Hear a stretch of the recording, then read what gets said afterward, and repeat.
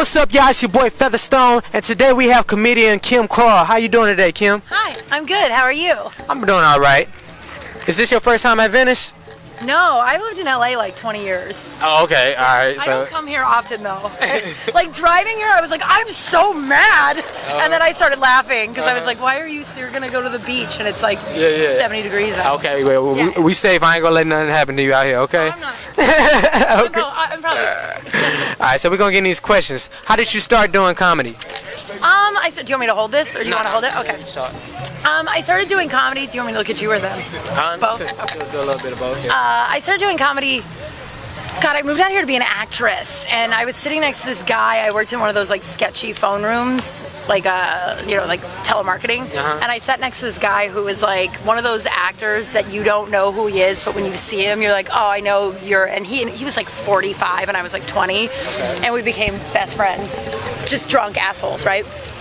And he was like, I don't tell many people this, but you're really funny. You should go do improv. And I don't know if you've seen improv, but it's terrible.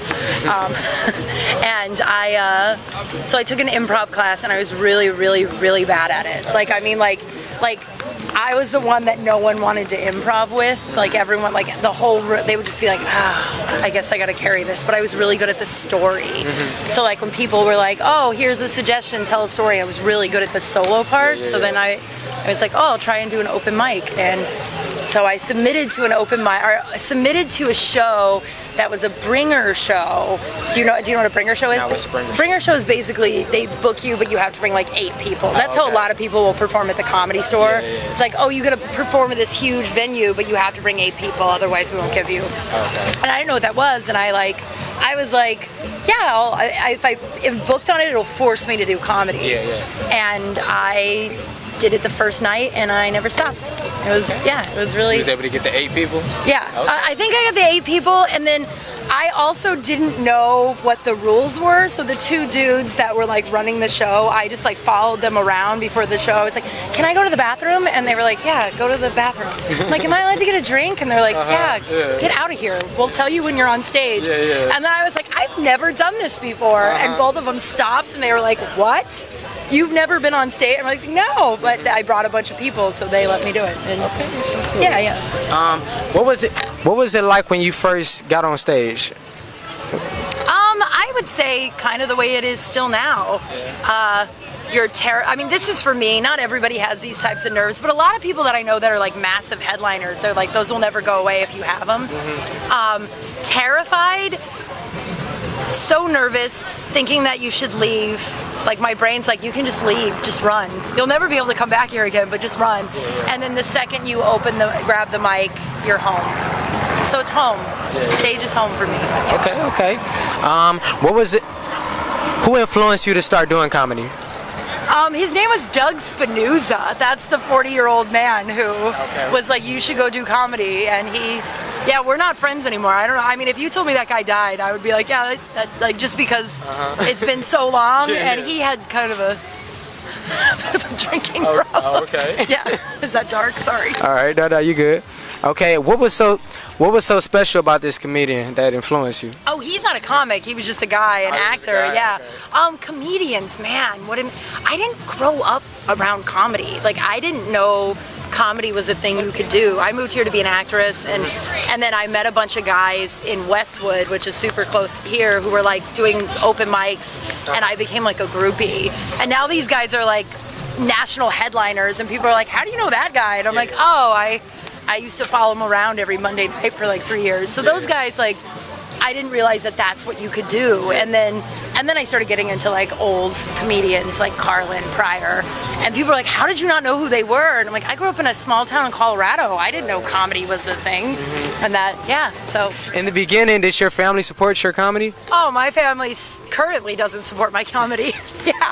I just came home from Denver. That's where I'm from. And I just wrote a book. And a few of my family members sat me down to explain that they would never buy my book. Oh yeah, and I was like, it's so funny. The only people that don't buy my book or listen to my show or like support my comedy are people who are actively hoping I fail, or my fucking family. And no, they don't really. Why they don't support you? I don't know. I think that and I don't mean that blanketly, like my whole family. There's certain members, of course, that are like, oh yeah, we want to do, like I have uncles that have like surprised me when I'm performing out of town, and I'll like look in the audience and they'll be there, and that's special. But I don't know. I think where are you from? LA. LA. Okay, then maybe if you're from anywhere in the middle of the country, this is a lot of my friends that I know that are in this industry. And you got out, your family kind of, it's like, well, what was wrong with being here? Well, why could, you know what I mean? Like, it's like, oh, you think you're better than us? Like, there's a weird, yeah, and comedy, like my buddy who was the first headliner at the comedy store that night, we became friends. He is a national headliner, like he's everywhere. And his parents didn't believe he was a comic until they saw him on Conan. And they were like, oh, you should do comedy. He goes, yeah, I am a comedian. So it's, a lot of people don't take it seriously until I think with any business, people don't take you seriously until you pop. And then they're like, oh, I always knew. Yeah. So have you ever wrote jokes for someone else? No, I don't think I've ever written jokes for someone else. What you do though when you're a comic is you'll like sit, like I'll have like, especially during the pandemic, a few of comics would sit on a Zoom and we'd like work out 5 minutes. Like, it's like, okay, these are the jokes I'm working on. And then we'd give each other. So I've done that where it's like, oh, this will work better if you do that there. And then but never like, here's money to write jokes for me. But I've helped comics the way they've helped me with like bits and like, oh, this will be funnier if you do that. You know what I mean? What struggling experiences have you had? I think the first one was being a woman, unfortunately. Like, especially, it's better now, but when I started, it was like you weren't allowed to be pretty. Like, a lot of comics, like open micers, when men would come up to me and be like, you shouldn't be attractive on stage, you should frump it down. Okay. And I would always be like, dude, the day Bill Burr tells me to do that, that's the day I listen, but not some asshole open micer. But and a lot of women would quit because it is a boys club, and it is like you do have to put up with a certain level of harassment. And I've walked into a club and be like, oh hey, so and so booked me, and they would look me up and down and be like, okay, and no one would take me seriously until I got on stage, and then I get off stage and they're like, what was your name again? I'm like, oh, now that I'm funny, I'm a person. But that was probably, and then also the rejection, like you have to just be really comfortable sitting in a room full of people staring at you and silence, and you working your heart out to get them to laugh, and they're staring at you like you spit out a tooth. Like, it's like you have to just get used to it, right? And that, I mean, that's a struggle. But how often do you do shows?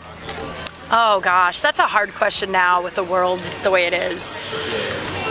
I'm trying to get more out there, but then you hear like, oh, this place has, oh hi, this place has COVID running rampant through it, you know, and you're just like, fuck. Or, you know, so like before I would go get up like 5-6 times a night or a week at minimum, and now I'm slowly getting back. I was up last night, I'll be up tonight, I'm gonna get up tomorrow. You know what I mean? That's you.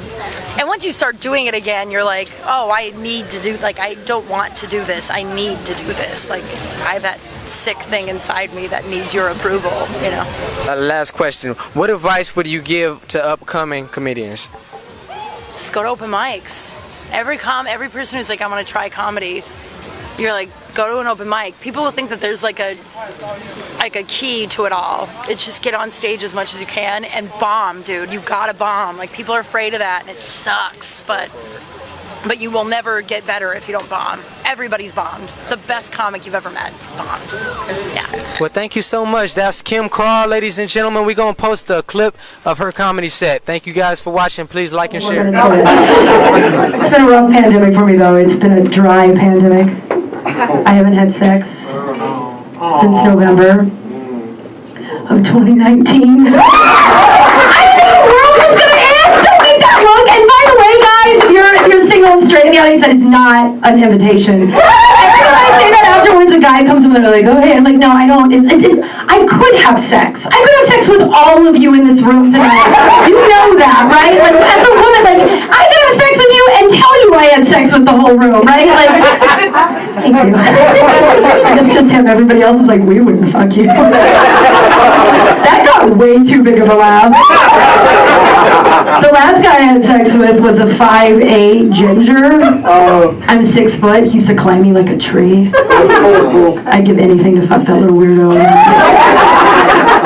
He used to, like, when I first went over to his house when we first started dating, there was like a random sock everywhere. Go on a little ride with me.